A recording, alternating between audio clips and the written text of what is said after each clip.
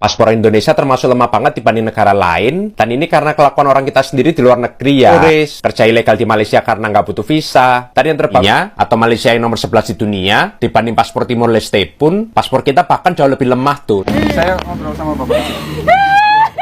Ini anaknya. Ini suaminya. Bebaskan sindiket seludup pati di Rantau Panjang, Kelantan.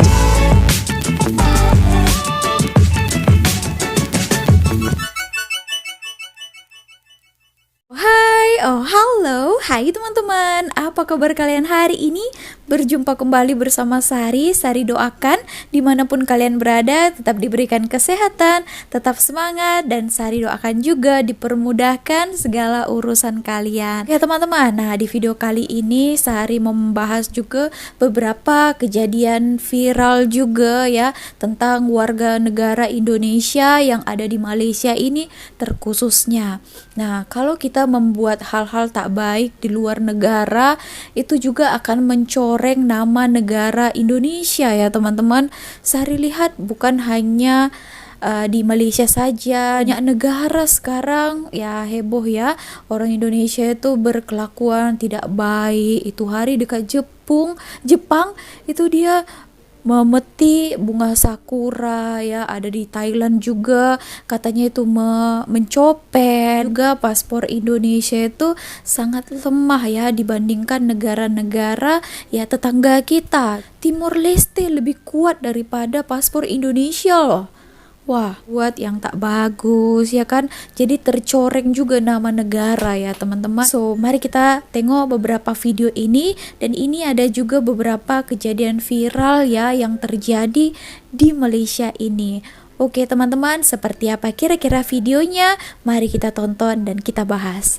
Cium. Paspor Indonesia termasuk lemah banget dibanding negara lain, dan ini karena kelakuan orang kita sendiri di luar negeri ya. Lo kok bisa? Karena dari 9 juta orang Indonesia yang lagi kerja di luar negeri, setengahnya ternyata ilegal tuh. Dari kerja ilegal di Arab Saudi pakai visa umroh, kerja ilegal di Australia pakai visa turis, kerja ilegal di Malaysia karena nggak butuh visa. Tadi yang terbaru ada 100.000 warga Indonesia yang bekerja ilegal sebagai ahli IT di Kamboja. Belum lagi akhir-akhir ini semakin banyak warga kita yang berbuat kriminal di Jepang, padahal pemerintah Jepang udah berbaik hati ngasih kesempatan kita buat kerja di sana. Makanya nggak heran kalau negara-negara di luar negeri males buat ngasih bebas visa ke paspor Indonesia, dan yang kasihan jadinya orang-orang Indonesia yang memang niat keluar negeri lewat jalur resmi ya. Karena nggak jarang mereka malah dicurigai oleh imigrasi Indonesia dan luar negeri. Padahal peluang buat kerja jalur resmi di luar negeri itu benernya ada banyak, dari program Tokutei Gino di Jepang, program Ausbildung di Jerman, sampai program WHV di Australia yang informasinya udah aku sediain secara lengkap dan murah lewat web budal.com. Jadi selama banyak dari kita yang masih ilegal di luar negeri, maka selama itu pula paspor kita bakal tetap lemah dalam hal bebas visa, dan jangankan dibandingkan sama Singapura yang paspornya nomor 1 di dunia, atau Malaysia yang nomor 11 di dunia, dibanding paspor Timor Leste pun, paspor kita bahkan jauh lebih lemah tuh. Itulah ya, satu diantaranya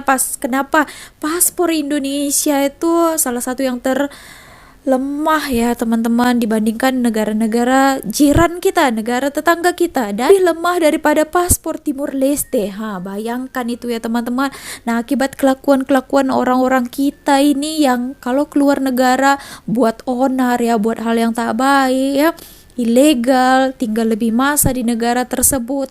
Nah, jadi tercorenglah juga nama negara. Kita keluar negara, kita bukan hanya membawa diri kita sendiri, melainkan kita juga membawa nama negara. Jadi kalau kita berkelakuan baik di negara orang, yang kena namanya itu nama negara kita juga. Jadi yang susahkan itu adalah orang-orang yang berniat mau bekerja itu secara resmi dan mau jalan-jalan keluar negara itu. Jadi ada juga kalau kita memasuki suatu negara itu mereka banyak bertanya ya teman-teman, karena dikhawatirkan kita itu ke negara mereka itu berbuat yang tidak baik, yang ke Malaysia. Seperti yang kita tahu ya, ramai yang ilegal, bukan hanya ilegal pula ya, membuat onar ya. Dengan ada satu berita yang baru-baru ini, dia seorang warga negara Indonesia, dia mematahkan apa itu ya, sini dikasih kerja menjadi pembantu rumah tangga, tapi membawa masuk lelaki Bangladesh ke biliknya.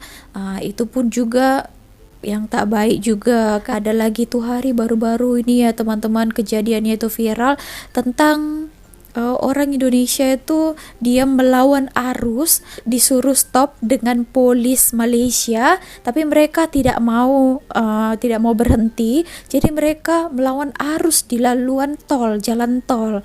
Nah, mengakibatkan mereka itu yang rugi ya. Nah, jadinya accident. Nah, seperti apa videonya? Mari kita tonton. Warga Indonesia yang mematahkan pengilap cermin kenderaan milik orang awam sebelum videonya tular minggu lalu dihadapkan ke Mahkamah Magistrate Batu Pahat pada Rabu atas 3 pertuduhan termasuk memiliki pisau lipat. Ramadhani, 25 tahun yang berasal dari Lombok dan penganggur, bagaimanapun mengaku bersalah terhadap ketiga-tiga pertuduhan selepas dibaca oleh jurubahasa di hadapan Magistrate Nur Rasidah Irrahman. Mengikut pertuduhan pertama, dia didakwa dengan sengaja melakukan khianat dengan mematahkan pengilap cermin belakang milik wanita berusia 36 tahun pada 20 Oktober lalu. Pertuduhan kedua, dia didapati memasuki negara ini tanpa pas atau permit sah di sebuah gedung pakaian Jalan Soga, Batu Pahat, 2.50 petang. Mahkamah kemudian menjatuhkan hukuman denda RM1,000 bagi pertuduhan pertama, manakala pertuduhan kedua RM8,000, selain memerintahkannya menjalani hukuman penjara 15 bulan jika gagal membayarnya. Sementara itu, untuk pertuduhan ketiga, dia dapati memiliki senjata berjadual iaitu sebilah pisau lipat berukuran 19 cm dengan kejadian berlaku pada waktu, tempat dan tarikh yang sama. Wah, siap senyum lagi ya bang. Sementara itu, Aswandi memaklumkan polis kini menjalankan siasatan lanjut bagi menentukan status kemasukan 7 warga Indonesia yang maut dalam kemalangan itu. Setakat ini, identiti kesemua warga Indonesia yang terkorban belum dikenal pasti dan pihak polis sudah memaklumkan kepada pihak Konsulat Jeneral Indonesia bagi membantu mengenal pasti identiti mereka. Jelasnya berdasarkan siasatan awal, mangsa berusia dalam lingkungan 16 hingga 53 tahun, muda ya, manakala pemandu kenderaan yang dinaiki mereka adalah lelaki tempatan beralamat di Sibu dan tidak mempunyai rekod jenayah Sibu, lampau. Sarawak ya? Kesemua mayat mangsa kini ditempatkan di Hospital Sarike bagi tujuan bedah siasat. Pada Khamis, 8 termasuk 7 warga asing maut dalam kemalangan membabitkan 2 kenderaan. Kesemua mangsa yang maut menaiki Pro 2 Alza, manakala pemandu dan penumpang kenderaan pacuan 4 roda dalam kemalangan itu mengalami kecederaan. Cerah. Saya ngobrol sama bapak. Ini anaknya. Ini anak suaminya. Itu yang suaminya meninggal ya, ini istrinya ya. Apa namanya? Ridwan. Anaknya yang mana? Tadi mana itu? Tidak kuasa menahan tangis saat melihat foto jenazah anak dan suaminya. Ini anak ya. Kemungkinan anaknya tadi tuh Suwandi. berumur 16 Ini tahun ibu ya. ya. Ini anak ibu ya. Oh, sedih juga tapi Suwandi Putra Kodaro. Di kakak ada nggak beli? Nggak ada, mungkin di kakak di sini ada. Suwandi. Ya bisa kakak ya Bu ya. Udah tinggal di rumah. Neneknya dia. Rumahnya. Oke. sedih. Nanti mau dikirim kemana Pak ini Pak yang Suwandi? Beberapa kejadian viral ya, yang terakhir itu tentang ini, polis siasat status kemasukan 7 warga Indonesia maut dalam kemalangan di Sarike dekat Sarawak kan, Sibu Sarawak. 7 orang warga negara Indonesia. Jadi mereka itu menaiki Pero 2 Alza dan dikabarkan itu polis itu suruh berhenti ya teman-teman, mungkin untuk mencek sebagian dokumen perjalanan mereka ya, seperti paspor dan permit masuk ke negara ini. Jadi mungkin mereka itu ketakutan dan tak ada surat-surat dokumen ya, jadi mereka itu takut. Tapi disayangkan mereka sampai saking ketakutannya itu lawan arah ya. Sepatutnya jalan semua kereta pergi sana, dia pergi sini. Nah, jadi padahal sudah disuruh berhenti. Hanya orang yang tidak salah apa-apa, macam tadi itu nasib baik bukan maut ya teman-teman, cuma hanya cedera, tapi dia tidak bersalah, jadi dia mengalami kecelakaan itu juga. Juga tadi yang umur 16 tahun masih di bawah umur ya, sudah kesini kan tak boleh kan kalau di bawah umur kerja di Malaysia. Itu lagi berkali-kali Sari cakap kalau mau ke sini itu gunakan jalur resmi ya, jangan seperti ini. Nggak tenang teman-teman, tak tenang kalau kita ke negara orang itu macam sembunyi-sembunyi gitu ya. Mari ini video selanjutnya. Memang ya kalau orang sudah degil ini susah sekali ya. Kalau di Malaysia, kalau misalnya sudah kita ilegal, kalau mau balik ke negara asal itu dia akan di blacklist ya. Melainkan ada 5 tahun, 10 tahun dan juga seumur hidup tidak boleh memasuki negara Malaysia. Nah seperti itu. Ini ada satu lagi berita viral ya. Sudah blacklist nekat masuk lagi. Nah ini namanya degil ya. 35 warga Indonesia ditangkap di Kelantan, coba memasuki Malaysia kembali, padahal sudah tidak diperbolehkan, dia mau masuk, tak boleh dikatakannya masuk lagi. Ini namanya degil ya. Oke teman-teman, seperti apa kira-kira kisahnya?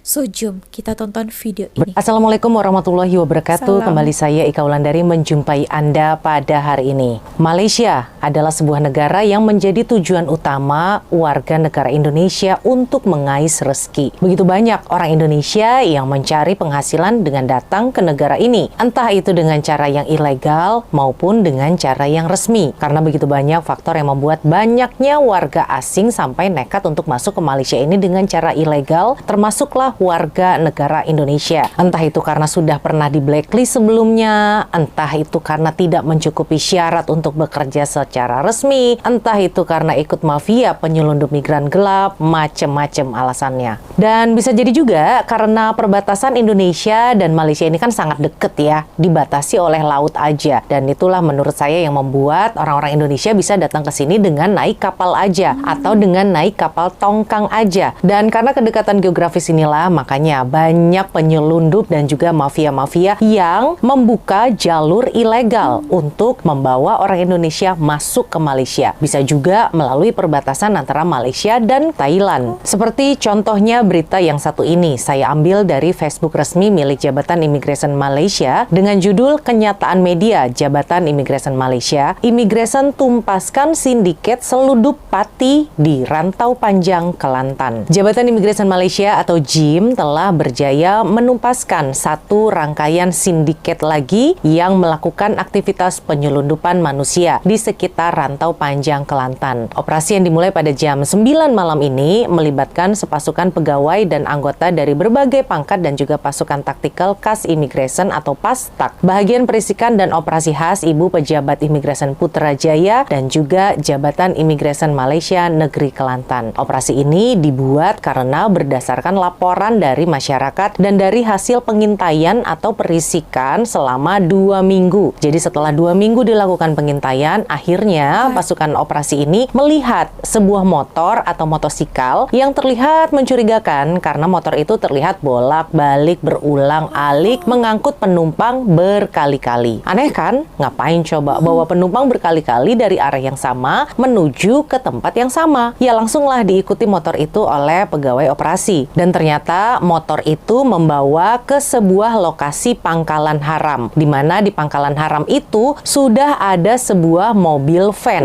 Ya langsung ditangkap kan sopir motor dan sopir vannya. Dan ternyata sopir dari mobil van itu adalah seorang lelaki warga negara Thailand yang dicurigai sebagai dalang utama otak sindikat dari kegiatan ilegal penyelundupan manusia dari Thailand ke Malaysia. Sedangkan pemandu motosikal yang tadi itu adalah lelaki warga negara Malaysia yang diduga sebagai transporter atau jadi tukang antar-antar orangnya nih. Kemudian ada juga 6 orang anggota sindikat yang terdiri dari 2 warga Malaysia dan 4 orang lelaki warga negara Thailand. Mereka semuanya sudah ditangkap sekarang. Jadi tekongnya nih adalah warga negara Thailand dan warga negara Malaysia. Mereka membawa orang warga negara Indonesia. Ini kan benar-benar kelas internasional ya, melibatkan 3 negara. Dan dari lokasi yang ada van-nya tadi yang sedang berhenti tadi, pasukan operasi mendapati para warga asing yang akan diselundupkan masuk ke Malaysia melalui sempadan Thailand. Dan di dalam van itu ada 35 orang warga negara Indonesia, 3 orang warga negara Thailand dan 1 orang warga negara Myanmar. Jumlah keseluruhan yang ditahan saat ini adalah seramai 47 orang. Orang Indonesianya ada 35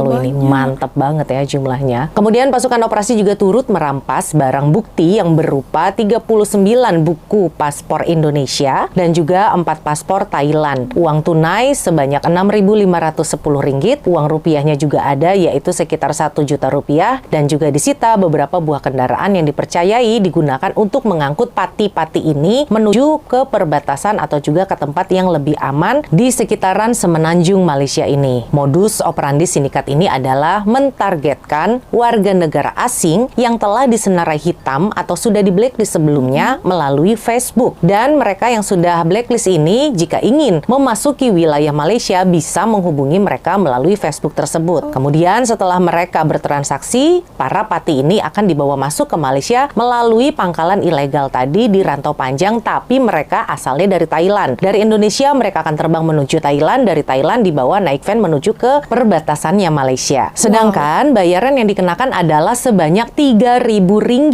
per orang hingga Rp6.000 per orang untuk seorang pati yang sudah blacklist. Kan ini mahal banget ya, Rp3.000 sampai Rp6.000 ini kan kalau dirupiahkan sekitar Rp10 juta sampai Rp20 juta.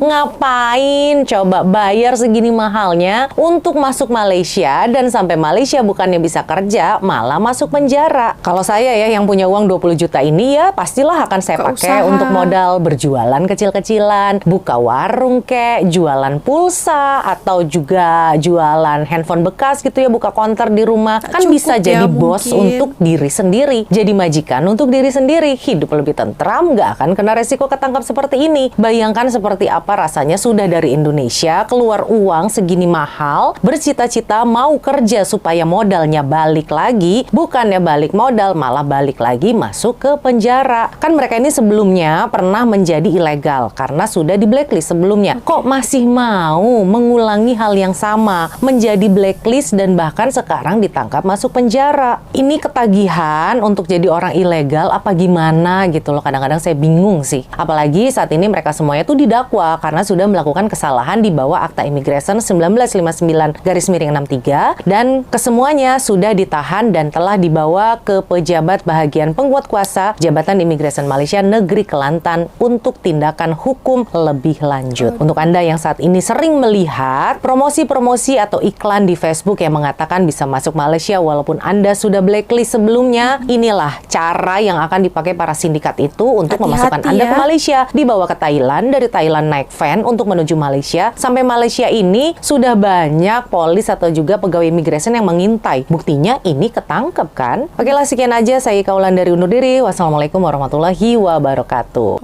Itu tadi kisahnya mereka itu ditangkap ya. Sari yakin juga orang-orang Malaysia juga tidak suka dengan orang Malaysia yang seperti itu, yang coba menyeludup orang asing masuk ke negara ini secara ilegal. Betul tak teman-teman Malaysia? Dan itu ya, wow, sampai 3.000 sampai 6.000 ringgit ya untuk mau masuk ke negara ini. Padahal sebelumnya itu memang mereka sudah di sini, lepas itu balik ke negara asal, sudah blacklist, tidak diperbolehkan masuk kembali. Mungkin di sana dia rasa tak ada pekerjaan. Mungkin juga ya teman-teman, ada pekerjaan tapi gajinya itu kurang. Sudah enak pernah sebelumnya di Malaysia di sini bekerja ya, setiap bulan ada uang. Jadi mereka rasa itu enak ya.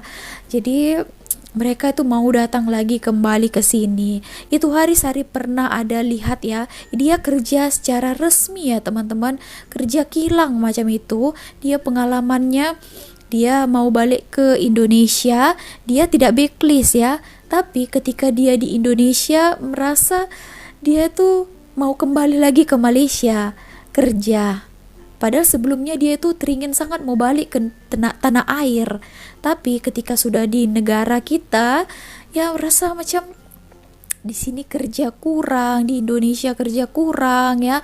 Mungkin ada pekerjaan tapi gajinya itu sedikit. Pernah pegang uang yang lumayan di Malaysia, gaji tiap-tiap bulan ada ya kan. Jadi dia merasa wah lebih enak di Malaysia gitu. Jadi akhirnya dia kembali lagi. Nah tak salah ya teman-teman, bekerja di Malaysia tak salah kalau kita gunakan jalur yang resmi. Tapi ini juga tidak boleh ya. Kalau kalian sudah blacklist, dilarang masuk, kalian masih lagi mau masuk, sangat parah ya. Kalau kalian mau menjaga nama baik negara, jangan melakukan hal-hal yang memperburuk negara kita di luar negara. Seperti yang tadi itu, blacklist mau masuk lagi, menjadi ilegal, membuat kekecohan di Malaysia ini, membuat jenayah ya, dan lain-lainnya. Itu akan mencoreng nama negara juga. Oke teman-teman, jadi tinggalkanlah hal-hal yang baik di negara orang dimanapun kita berada, supaya nama negara kita itu juga terjaga dengan baik. Ini terima kasih telah nonton. Kalau ada pandangan lain, kalian boleh bagi komentarnya dekat bawah. Terima kasih, see you on my next video. Misari, bye.